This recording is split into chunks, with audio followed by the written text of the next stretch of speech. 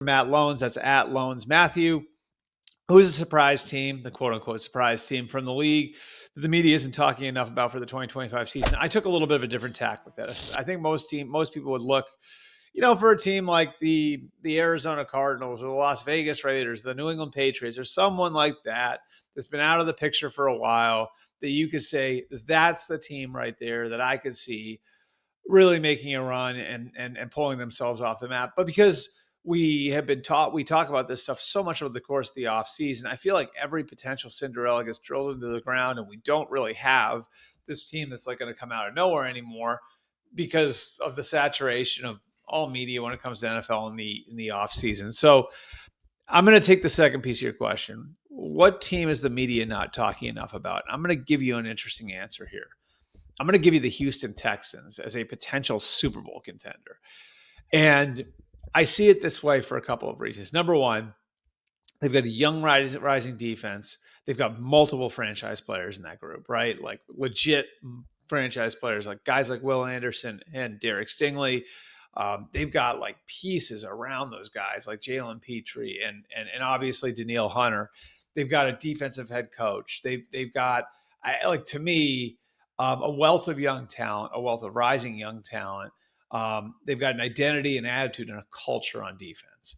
And now they're undergoing a lot of change on offense because they're trying to match the culture that they have on defense on offense.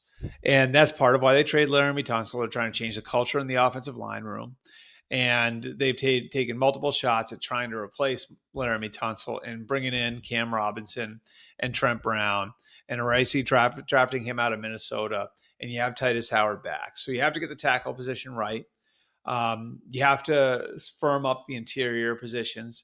But at the skill positions, you got CJ Stroud at quarterback. You got Nico Collins. You lose Stephon Diggs. You don't know when you're getting Tank Dell back, but you got Christian Kirk coming in, and you spent 2 high-end draft picks on Jaden Higgins and Jalen Noel to be your young complementary pieces. You still have Joe Mixon. You still have Dalton Schultz. I think it's got a chance to be a really good team. Like I think it's got a chance to be to elevate if they can elevate on offense. You also have a young offensive coordinator coming in and Nick Caley to replace Bobby Slowick. Caley has experience in the Patriots system, working under Josh McDaniels. He also worked with the Rams last year and is, again, like a rising young assistant, was really highly regarded by Sean McVay. Got a promotion from 23 to 24. And so there's a lot there. Like, again, you've got this great young defense. You've got a real culture and identity on defense. And now you're trying to fix your offense, and you're doing it with CJ Stroud as your quarterback. CJ Stroud, who's played really well, who went toe-to-toe with Patrick Mahomes in the playoffs. They went into the fourth quarter of that playoff game down by 1 point against the three-time AFC champion, the three-time defending AFC champ or reigning AFC champion Kansas City Chiefs.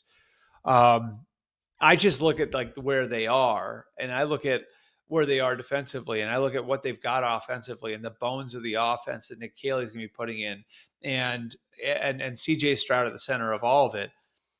And I see if they can get the tackle position right, this looks like a really complete team. So the Texans would be the answer to your question there.